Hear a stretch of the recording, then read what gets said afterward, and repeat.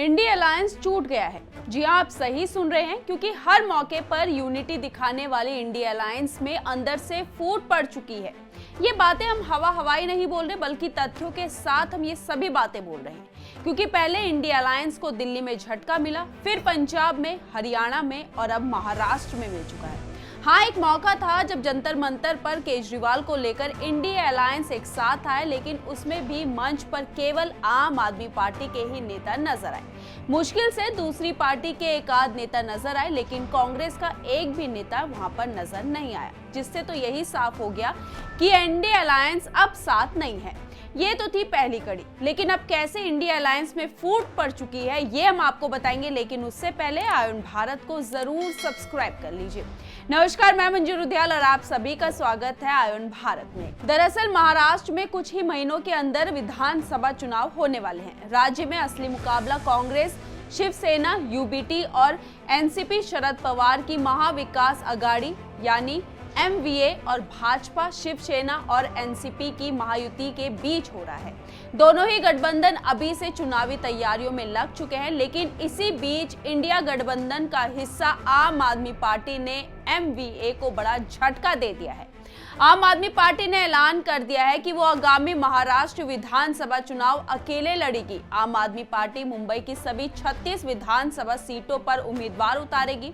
आम आदमी पार्टी महाराष्ट्र के अध्यक्ष प्रीति मैनन ने दावा किया है कि राज्य के बाकी हिस्सों में भी हमारे सहयोगी और कार्यकर्ता पूरी तरह से तैयार है। आप नेता प्रीति शर्मा मैनन ने कहा है कि अरविंद केजरीवाल के नेतृत्व वाली आम आदमी विपक्षी इंडिया गठबंधन का हिस्सा थी। ये गठबंधन लोकसभा चुनाव के लिए था और राष्ट्रीय स्तर पर एक साथ जारी रहेगा, लेकिन पार्टी मुंबई में सभी 36 सीटों पर चुनाव लड़ेगी। महाराष्ट्र के बाकी हिस्सों में हमारी सहयोगी और स्वयंसेवक उत्साहित है और तैयारियां जोरों पर है। हालांकि लोकसभा चुनाव के बाद ये पहला मामला नहीं है जब आम आदमी पार्टी ने इंडिया अलायंस को धोखा दिया हो। इससे पहले आम आदमी पार्टी ने ऐलान किया था कि आम आदमी पार्टी दिल्ली में होने वाले विधानसभा चुनाव अकेले लड़ेगी, वो कांग्रेस के साथ गठबंधन में चुनाव नहीं लड़ेगी। उसके बाद पार्टी ने हरियाणा में ऐलान किया था कि आम आदमी पार्टी हरियाणा की सभी 90 सीटों पर अकेले चुनाव लड़ेगी।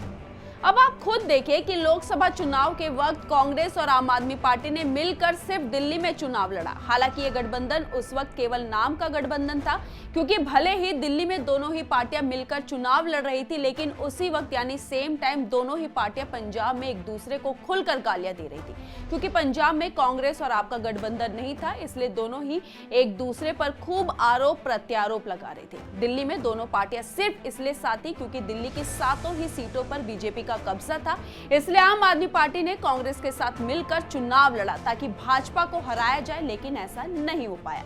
दिल्ली की जनता ने दोनों ही पार्टियों को हराकर अपना जवाब दे दिया। यहां दोनों पार्टियां भाजपा को हराने के लिए चुनाव लड़ती है। गौर करें तो शीला दीक्षित सरकार के बाद कांग्रेस का वोट दिल्ली में सिर्फ आम आदमी पार्टी ने काटा। पंजाब में भी कांग्रेस के वोट बैंक पर आम आदमी पार्टी ने ही सेंध लगाई। दोनों राज्यों में बीजेपी का पहले से ही कोई वोट प्रतिशत नहीं बढ़ा था। ऐसे में आम आदमी पार्टी के साथ चुनाव लड़कर कांग्रेस ने सोचा कि उसका वोट प्रतिशत बढ़ जाएगा, लेकिन दिल्ली में भी नहीं बढ़ा, जिसका फायदा लोकसभा चुनाव में ना तो कांग्रेस को मिला और ना ही आम आदमी पार्टी को। फायदा मिला तो बीजेपी को, और उन्होंने दिल्ली में 7 सीटें अपने नाम कर ली। ऐसे में अब आम आदमी पार्टी महाराष्ट्र विधानसभा चुनाव में अपनी किस्मत अपने दम पर आजमाने की सोच रही है, वो भी अपने फ्रीबीज की बदौलत। गौर करें तो आने वाले दिनों में दिल्ली और हरियाणा में भी विधानसभा चुनाव होने वाले हैं, लेकिन विधानसभा चुनाव से पहले इंडिया अलायंस में जो फूट नजर आ रही है, उससे यही साबित होता है कि आने वाले दिनों में ये गठबंधन बस नाम का गठबंधन रह जाएगा। बस नरेंद्र मोदी को हराने का गठबंधन, केंद्र की नीतियों को जाने बिना उनके खिलाफ खड़े होने का गठबंधन, लोगों में फूट डालने का गठबंधन। ऐसे में आप इस इंडिया अलायंस की केंद्र और राज्य से जुड़ी इस रणनीति पर क्या राय रखते हैं?